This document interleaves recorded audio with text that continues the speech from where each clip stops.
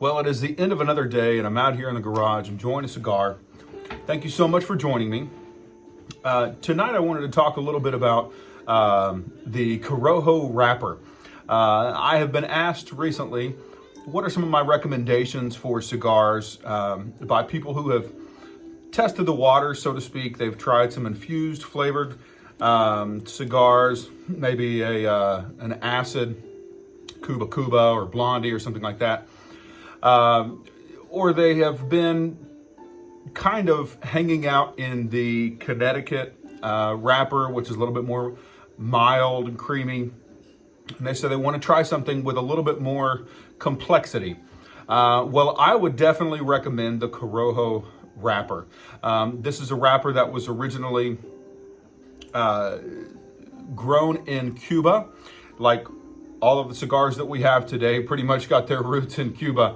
But this one really had the distinction of being the old Cuba flavor. If you want something that is very, very complex, like I said, a lot of spice, not necessarily pepper, it has a bite, but it's unique. It's really unique. If you've not tried it, I would definitely recommend it.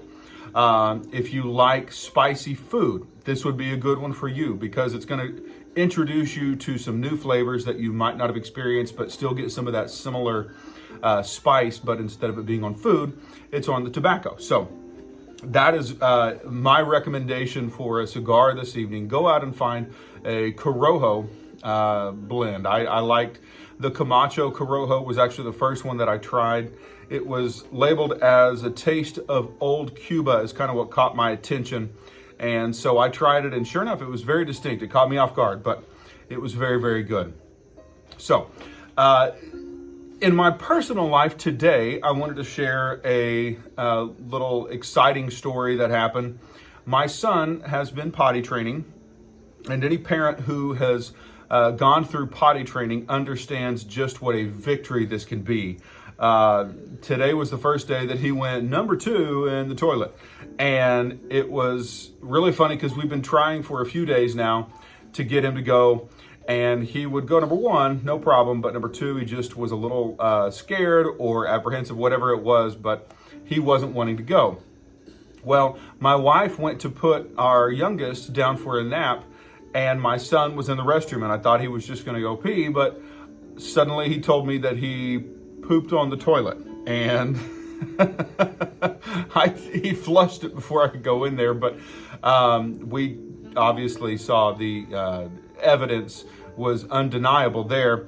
And so I went and I was hollering throughout the whole house, screaming, "Come downstairs, he went potty on the potty," and you know, had my wife get up, and she was, like I said, trying to put our youngest one down.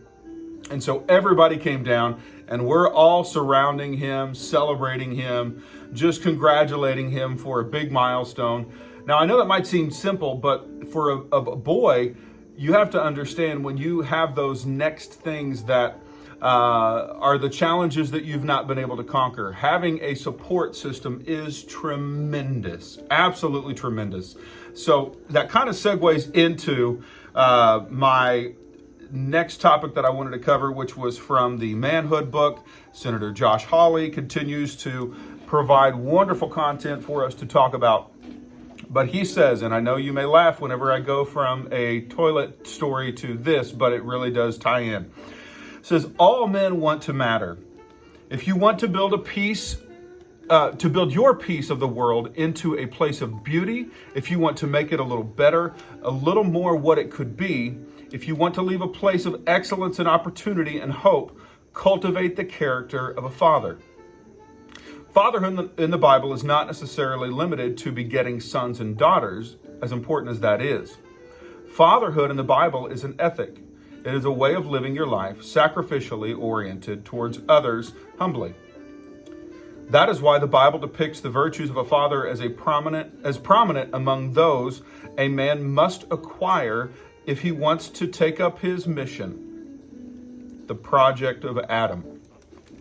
A man's family can be a garden in the wilderness, a place of safety, of flourishing, where there is order and predictability and hope for the future.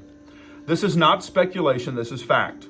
Researchers have amply documented that families with involved and present fathers are the greatest vehicles for human advancement known to man. The presence of a father is so profound, one study found that having a few fathers present in a neighborhood, not even necessarily in every home, strongly predicted black boys' outcomes irrespective of whether their own father was present. In short, families with a father and neighborhoods where fathers live are safer, wealthier, and in better health. Fathers may be mocked by popular culture. They may be lampooned and derided.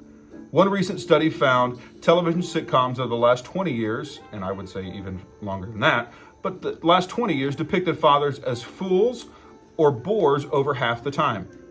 But the idea that fathers are irrelevant louts is truly fiction. The truth is that to be a father is to build a better world, and it is to build something that will last.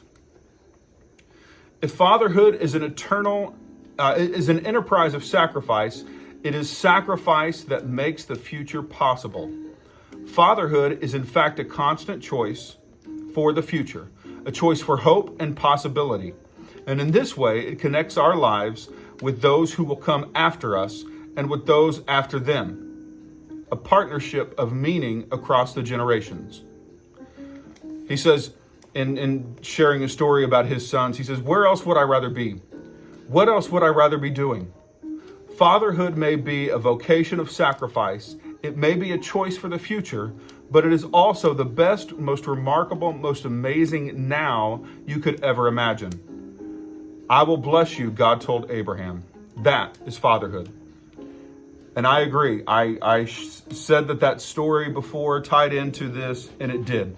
My son being able to go to the bathroom on the potty was the best place that I could be. Being there to celebrate that with him, I wouldn't change that or trade that for anything in the world. I want to read tonight out of Isaiah 53. It says, "Who has believed our report, and to whom has the arm of the Lord been revealed? For he shall grow up before him as a tender plant and as a root out of dry ground. He has no form or comeliness, and when we see him, there is no beauty that we should desire him. He is despised and rejected by men, a man of sorrows and acquainted with grief, and we hid, as it were, our faces from him. He was despised, and we did not esteem him. Surely he has borne our griefs and carried our sorrows.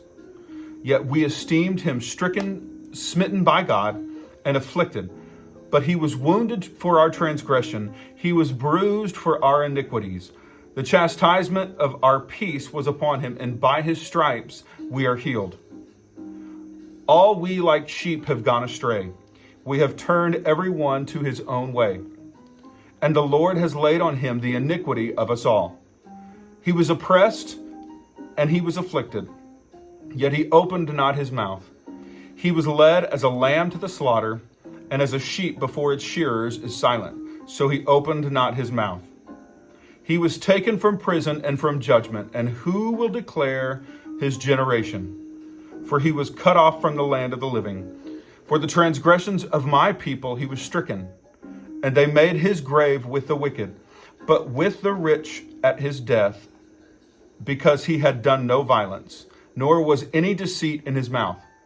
Yet it pleased the Lord to bruise him. He has put him to grief. When you make his soul an offering for sin, he shall see his seed, he shall prolong his days, and the pleasure of the Lord shall prosper in his hand. He shall see the labor of his soul and be satisfied. By his knowledge my righteous servant shall justify many, for he shall bear their iniquities. Therefore I will divide him a portion with the great, and he shall divide the spoil with the strong, because he poured out his soul unto death, and he was numbered with the transgressors, and he bore the sin of many, and made intercession for the transgressors." Well, thank you so much for joining me tonight. If you are not already subscribed to the channel, I would greatly appreciate if you would consider subscribing. If you liked what you heard, please give me that thumbs up, and if you like it enough, share it on social media. As always, if you've got any comments that you'd like to share, any stories that you thought of in watching this, or anything that stood out that you'd like to talk about, please put that in the comments section. I would really love to have a dialogue with you about it. And as always, if you are in the Lebanon area and would like to join me, I would love to share a cigar with you and change the world.